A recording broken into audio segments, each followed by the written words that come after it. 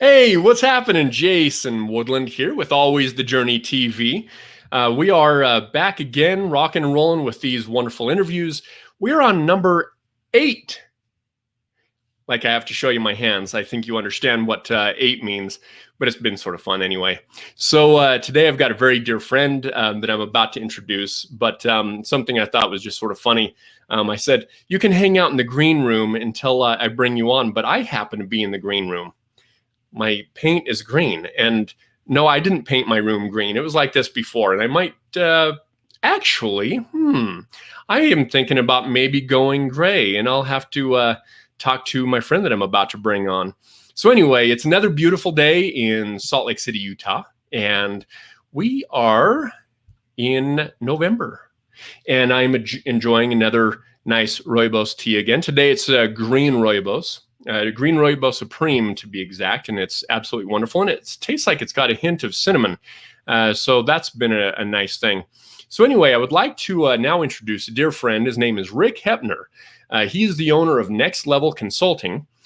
He works with small to medium-sized companies all across the Wasatch Front here in Utah.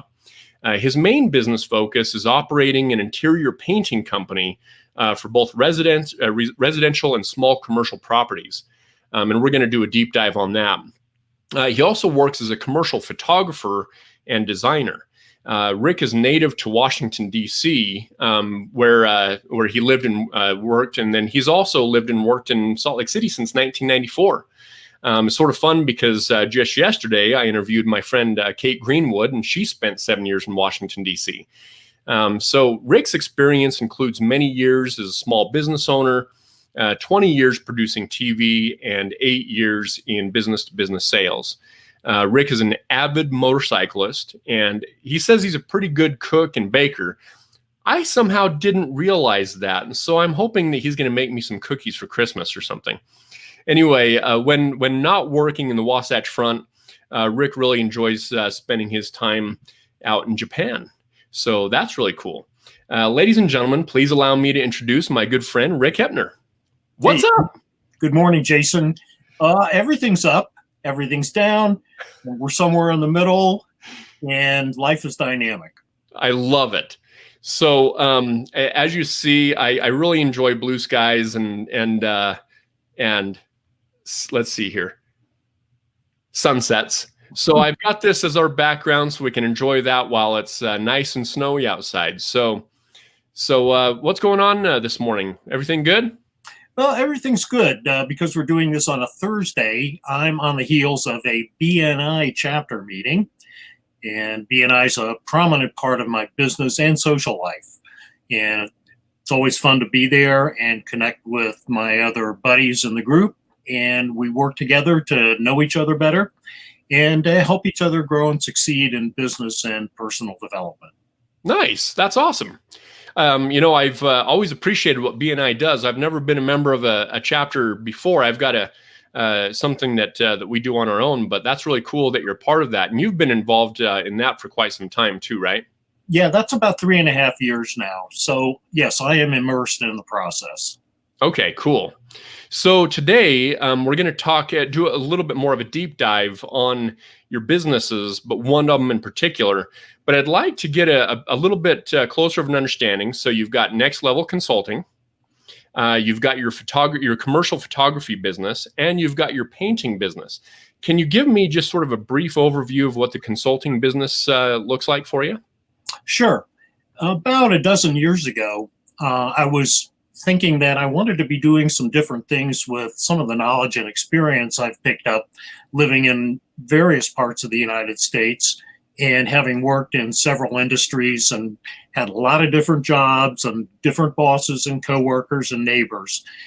And those experiences may not have always been lucrative or secure, but they've been very rewarding in terms of breadth and scope. And I thought I had certain things that I could bring to offer small business owners to help them grow and succeed. All right, nice. And then tell me a little bit more about the photography business. I mean, you're a phenomenal photographer, and I want to hear just a little bit more about that. Well, thank you for that. Photography is something I started getting interested in when I was about 19 or 20. And, way back in the Pleistocene era. And I acquired a 35 millimeter camera and used it now and then. And a number of years later, I started working in a television station and I was shooting video and editing video on an ongoing basis. And I came to understand that the more I practiced my photography skills, the better I was at being a videographer and editor. And as such, with the advent of digital photography, it's very easy and inexpensive to do a lot of photography. And I simply began shooting more and more. And as a professional, my two areas where I work with the community are in doing portraiture and headshots, either for individuals or for small business entities or nonprofits.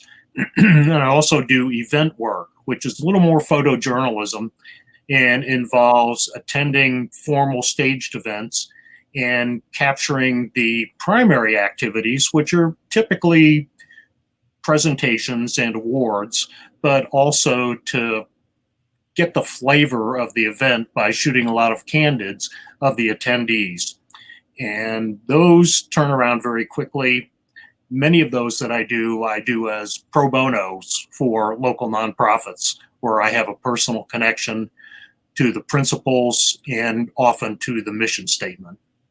Nice. Okay, that's really cool. So as far as headshots go, is for a viewer of this show, can they reach out to you and get a professional headshot done by you, or does that what does that look like? Absolutely. Professional headshots are worth doing for anybody who is on a career path, anybody who wants to have a good archive and history of themselves and their families. And primarily, the best use for that professional headshot is for your LinkedIn profile. But they can also be used in other social media profiles, Facebook, Pinterest, Instagram, and you could certainly use them for dating profiles too. And if dating profile is a way you'd like to use headshots, we will design the look of those headshots accordingly. Okay, great. So that's definitely something that I think some of the business community can wrap their head around your headshot. Yeah, well, and headshots are a lot of fun. It's very challenging to be able to establish some rapport and direct connection with your subject. Even though it's going to be in a lighting and studio environment that may seem very artificial. Well, it is. It's completely staged. So that's kind of interesting. You need to be able to get to know people in a relatively short amount of time and allow them the space to become comfortable so that when we do the shoot, we are capturing the real person. Nice. Okay, cool. I really like that.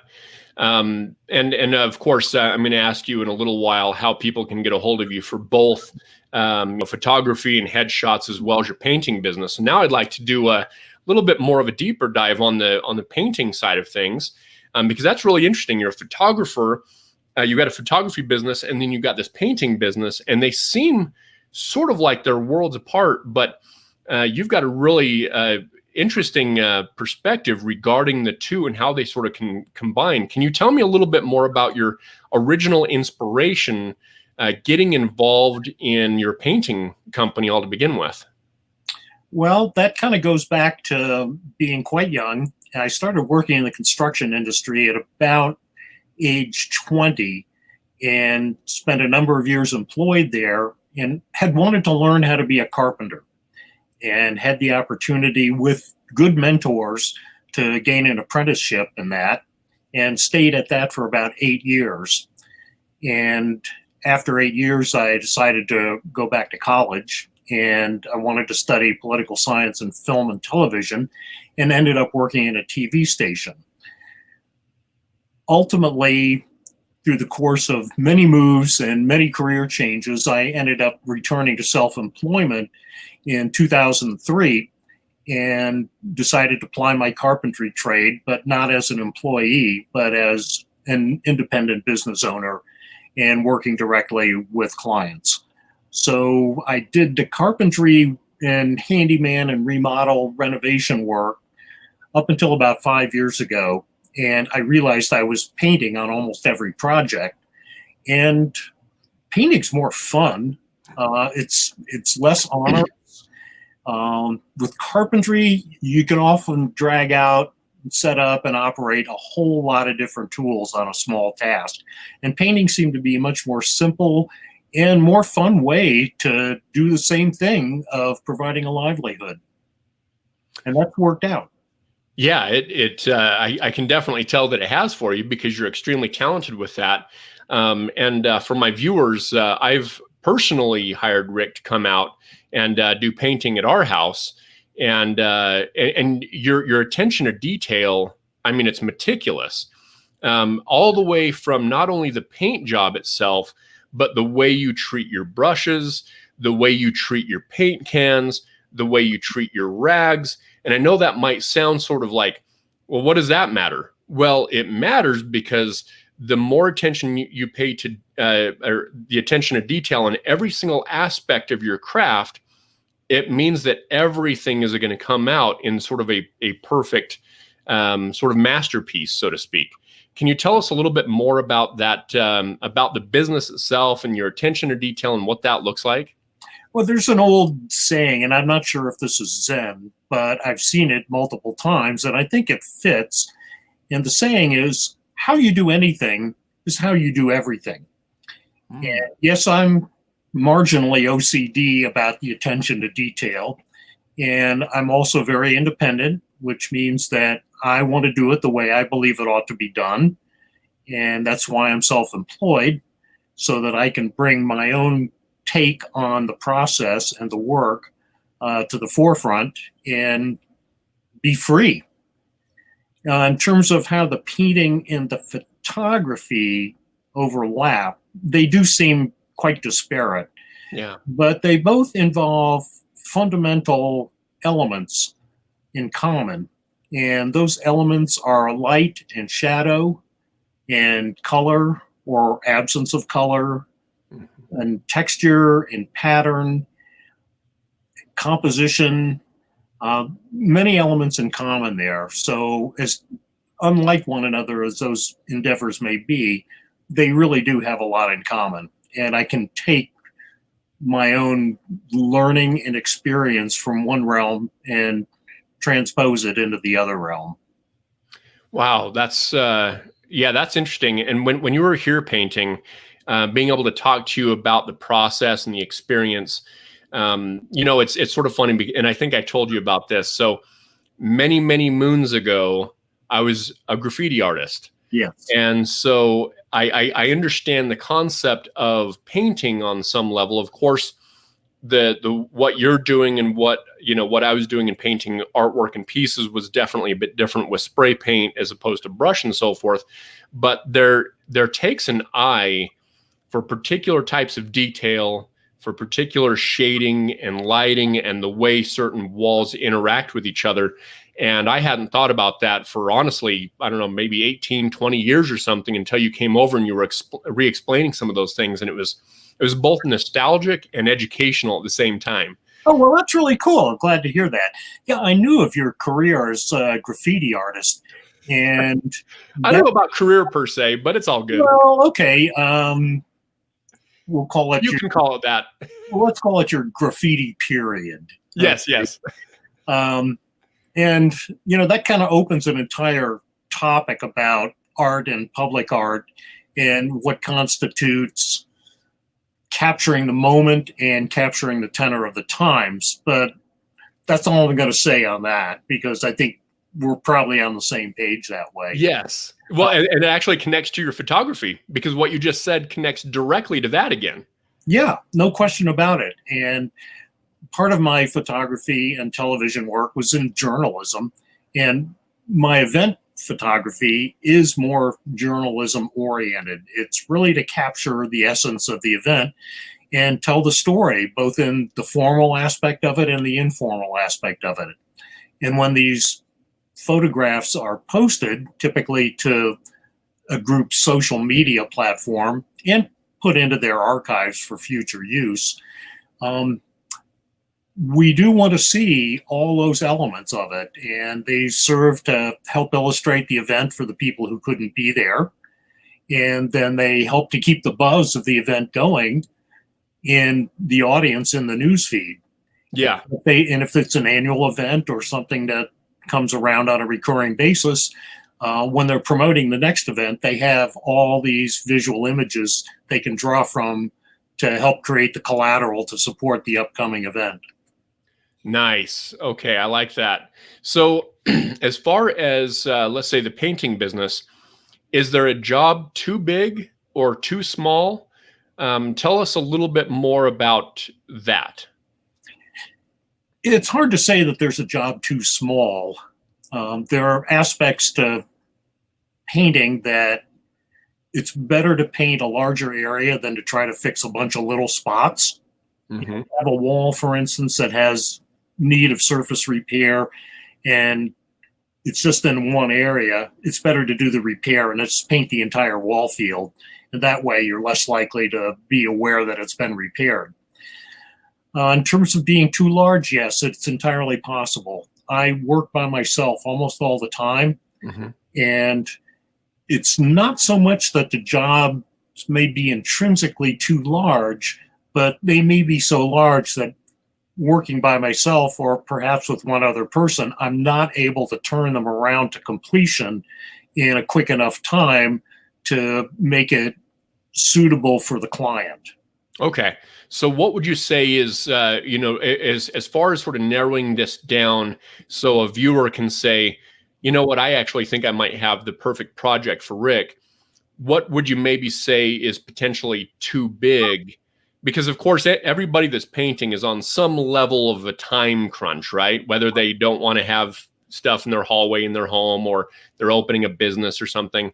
What would you say is sort of like the sweet spot for you regarding both as far as size go? Well, I would say the ideal painting project is one that may encompass a number of different spaces and can include any space within the home or multiples thereof, but where I'm in there able to have 2 to 3 spaces in progress at one time. And as far as that's concerned, that can go on as far into the process as you want. I have a client with a project coming up in Deer Valley. We're going to paint the entire condo, but the client's not going to be there. The client has another home in Tucson where they're currently hanging out. And this is going to be a major repaint, but I'll be able to proceed at my own pace in the client's absence. So I'll be up there many days in a row. Nice. And also from what I remember working with you, you also do some color consulting as well, right? So if someone says, hey, Rick, I want to paint this room this particular color, you can come in and maybe give them maybe a second view on that and say, hey, you know what, maybe this shade might work a little bit better, or have you thought about maybe this color? Is that correct? Well, that's correct.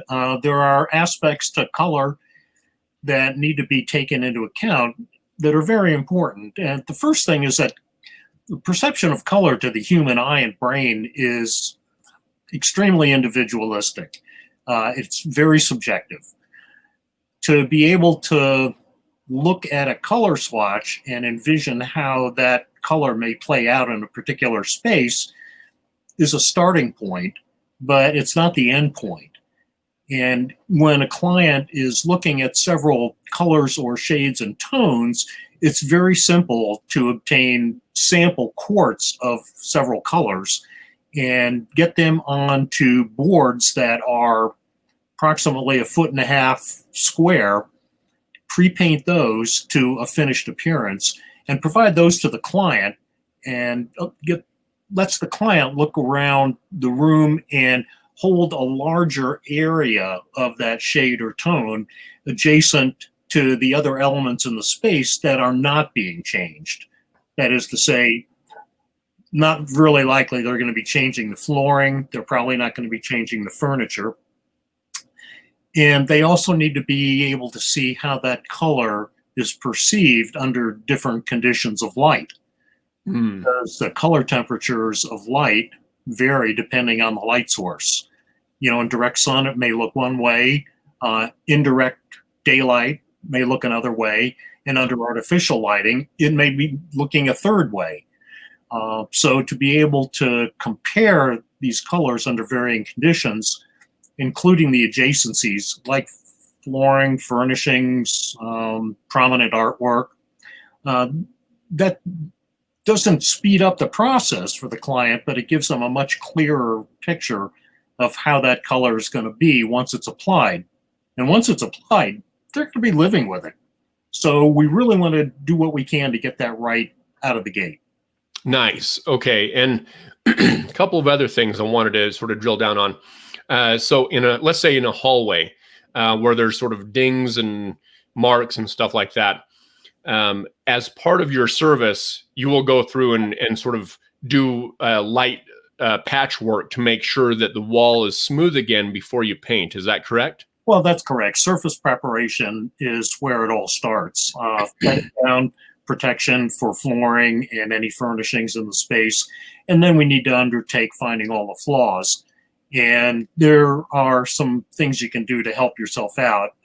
Most important of which is to have some portable lighting and to be able to run the light across the surface from different points of view. And any high spots or low spots will then become apparent by shadows. So simple repairs are always part of the process. And if they're larger than, say, a penny, those repairs need to have their own little coat of primer before the finished color is applied. Right. Okay. So let's say someone was moving a couch and there's a full-blown gash in the sheetrock, and they need you to paint. Can you do any kind of sheetrock repair before you paint, or do you subcontract that out? What does that look like? No, those are very easy to do. Okay. If they're minimal areas, it's simply a matter of identifying what the best area to cut out is on the sheetrock and remove it, put in any supplementary backing, and then put a new piece in and tape and finish that and put primer on it so that, and these can come from anything. They can come from a doorknob going into the wall, or, spaces with a lot of little active kids tend to have a lot of repairs on them. Yeah. But that's all part and parcel of the service, of course. Nice. And the reason why I ask for that level of detail, because as we all know, we've all hired the person that comes out and they're like, oh, I can't do that, and I can't do this, and I can't do this. So you're going to need to hire 2 or 3 people for a job that you were thinking you were just going to have one thing done. And that's why I want my visitors to understand, if you hire Rick and you've got some dings and bruises on your walls, he's the guy that can come through and make sure that everything's sort of taken care of in sort of one fell swoop, one hire. Well, that's ideal. I would say that in terms of plaster and wallboard repair, sheetrock, as it were, that's a brand name, by the way. If it's the size of a full sheet or larger, it's probably better to bring in a drywall contractor for that. Sure. Because they do it 100% of the time, and they're really fast and they're really good. Now, I'm a pretty good sheetrocker, but I'm not the fastest guy out there. But the smaller repairs, something this big or so, that's very easy and very typical. Okay, perfect. So tell me a little bit more about geographic locations. What is your exact footprint? What cities do you cover? Well, I try to confine my business work to anywhere in the Salt Lake Valley. I occasionally do work. I have a very loyal client down in Orem. I occasionally work in the Bountiful area. And I also do projects in Summit County, notably Park City and Deer Valley. Okay. Anything in Tooele? That's a little far. Okay. The reason it's far is that it's simply not a productive business decision to travel that far for work that can probably be done by a qualified person closer to that neighborhood. Okay, great. Just wanted to have that detailed understanding of that footprint. So tell me, what does your perfect client look like? So if someone were to watch this and say, hey, you know what? I know someone who needs a painter. instead of wasting everybody's time in terms of just sending you someone who doesn't work, like what does that client look like specifically? Well, that's a good question. I would say that the ideal client is someone who has pretty high expectations for quality control and responsiveness in the customer service relationship. If someone makes contact with me, I'm going to respond promptly. Mm-hmm. And while it may take a while to actually get together and bring a project to the point of initiation or commencement, and I don't care how long that takes, it can take as long as it needs to for their comfort level.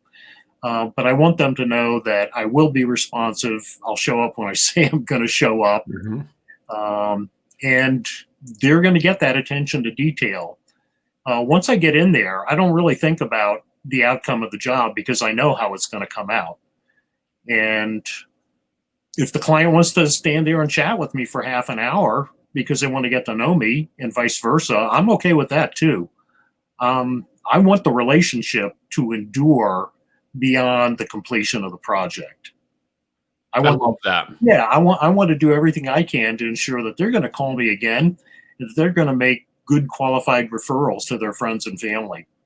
Yes, exactly, and that's exactly what I've experienced out of you. Of course, we were friends beforehand, but the thing that's phenomenal is when you say you show up when you say you're going to. I remember the day that you told me that you were going to show up, and I literally looked at my clock, and you were already standing in back of your truck in the driveway, literally like 2 minutes before you said you were going to be there, and that is commendable because first of all, I'm all about being on time as well. I think it's extremely important, and especially for someone to come out and do work on your home. There's a lot of stuff going on. And people need to know that they've got a dependable person that's going to come out and take care of them. Well, your home's not really too far from mine, so I know how long it takes to drive there. But yeah, you want to be punctual. And in a nutshell, in life, you just want to do what you say you're going to do. I totally agree. I'm with you there. So tell me, how do potential clients get a hold of you? What are the best ways? Well, probably the best way is to simply just give me a call or a text. And you already have my number, but if you want to put it on the bottom of the screen, it's like pick up the phone and call now.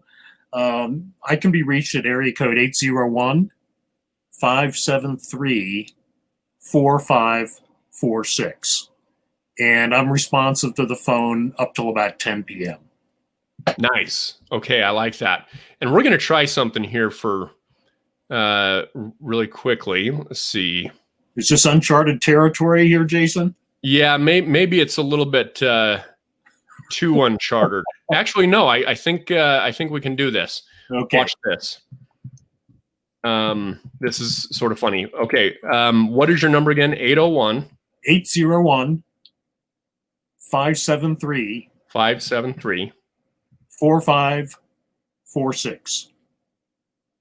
All right, can you super that on the screen? Whoa, that's awesome. Oh my gosh. Okay. Well, thanks so much for that. That's a nice little bump. That actually is. And so, ladies and gentlemen, if you need a painter and a commercial photographer, reach out to Rick Hepner at that phone number on your screen. Okay, so now that I've actually tried that particular feature, we're going to utilize that more in the future. So that's awesome. No. I thought I was getting an exclusive here. Well, the exclusive costs $5,000. Oh, I'm just kidding. Just kidding. Okay, check's in the mail, brother. Exactly. Well, Jason, thank you so much for having me on today. This has been just delightful. I'm really glad that your project with these shows is taking off and you're getting views. And I know it's just going to continue to get better. I appreciate it very much. But we have one wrap-up question, and that is, what is one of your favorite quotes, favorite songs, or both? Ooh, okay. Well, I read the quotations page every morning for quotes of the day, motivational quotes, and random quotes. But I'd have to say the one I trot out the most often is by an author named, some of you may know him, named Larry Winget. Uh-huh. And his quote is, results never lie. I like that. That's great. Yeah, I've actually talked to Larry Winget in social media a little bit, so I know his work. He's very he's the pit bull of personal development. Exactly. The world's most famous irritational speaker. That's awesome. All right, Rick. Well, I sincerely appreciate you coming on. It's been an absolute pleasure. If you don't mind hanging out in the green room for just a few moments, that'll be great. Okay, will do, Jason. Thanks again. Thank you, Rick. All right, so there you have it, my friend Rick Hepner. As you see, his phone number still below. Sincerely appreciate you coming in and checking out Always the Journey TV. Again, if you're in need of a residential or commercial painter, be sure to reach out to Rick. If you need headshots for your business or your job, reach out to Rick. All right, thank you very much, and it was a sincere pleasure talking to you today. Take care.